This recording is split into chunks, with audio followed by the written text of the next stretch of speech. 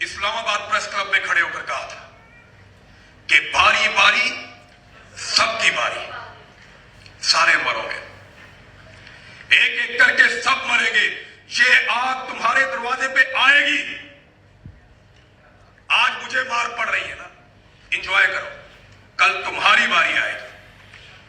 मैं तो मार खा लूंगा, मैंने खाई भी है, बहुत मार खाई मैंने, बहुत मार खाई, इतनी मार खाई, इतनी मार खाई, इतनी मार खाई मैंने, लेकिन मेरे रब ने मुझे टूटने नहीं दिया।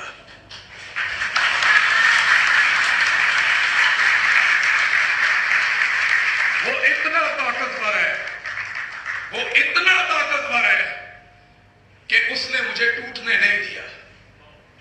उसने हुजूम में से मुझे निकाला और मेरी हिफाजत की। उसने मुझे हौसला दिया, उसने मुझे सब्र दिया। तो क्या वो इसे इंसाफ नहीं देगा? ये हो ही नहीं सकता। तुम इसकी लाश से डरते रहोगे।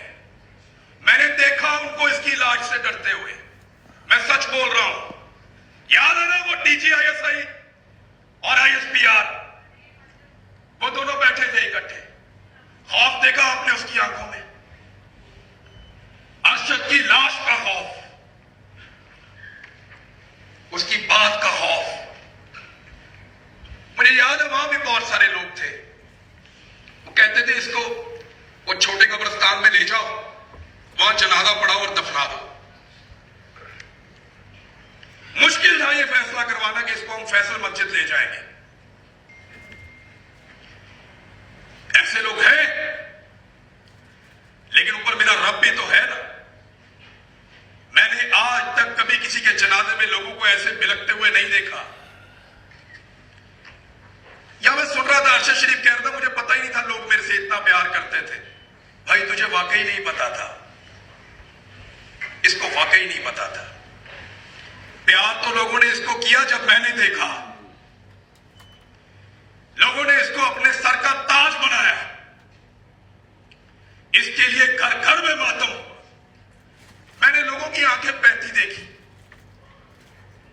हर आदमी ने मुझे कहा कि यार ये नहीं होना चाहिए था।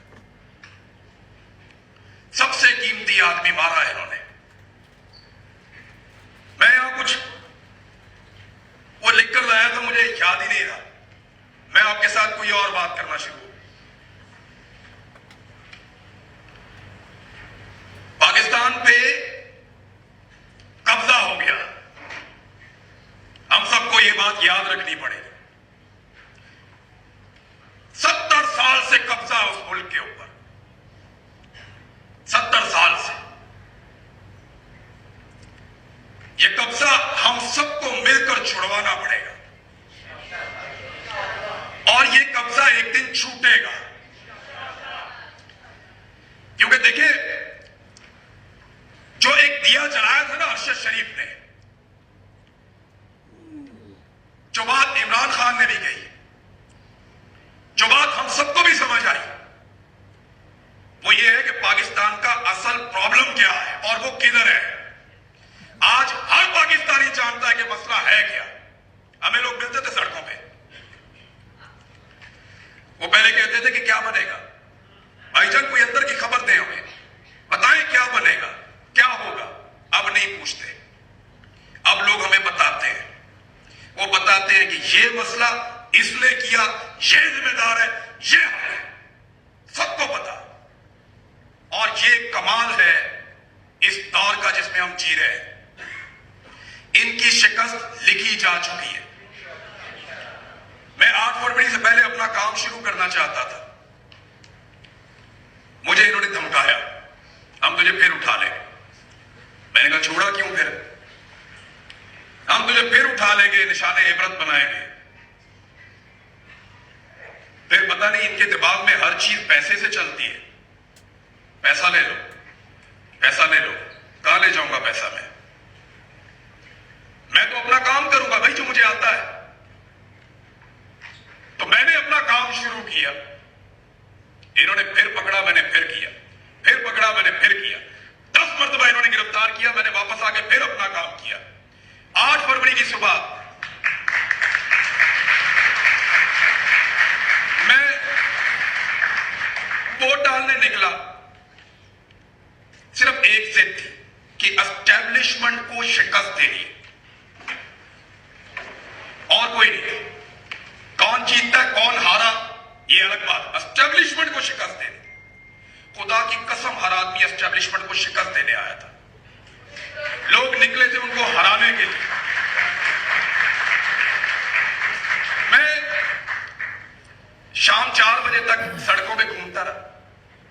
मेरे बहुत सारे दोस्त हैं जर्नलिस्ट, हम मुख्तलिफ शहरों में थे।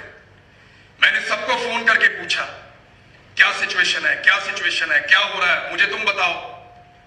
और 4 बजे मैं गाड़ी चला रहा था और अपने ऑफिस की तरफ मैं जा रहा था लाहौर में। तो मैं थोड़ा ढीठ किस्म का आदमी हूं, रोता वोता नहीं हूं मैं। अल्लाह बड़ा मेहरबान है मेरे पे, वो सिर्फ अपने सामने रुलाता है और कहीं नहीं रुलाता। तो उस दिन मुझे लगा कि शायद मैं रो पड़ूंगा, और मेरे मुंह से जो एक जुमला निकला वो मैं आप सबसे शेयर करना चाहता हूं। मैंने अरशद शरीफ को आवाज दी और मैंने कहा, देख भाई तेरे लोग आ गए, देख तेरे लोग आ गए। लोगों ने इतने वोट डाले, इतने वोट डाले, इतने वोट डाले कि एस्टेब्लिशमेंट के माथे में शिकस्त लिख दिया लोग।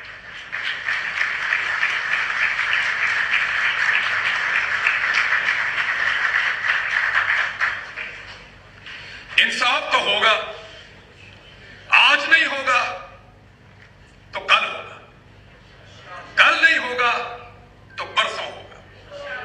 हम तुम्हें बार बार शिकस्त देंगे, हम तुम्हें बार बार हराएंगे।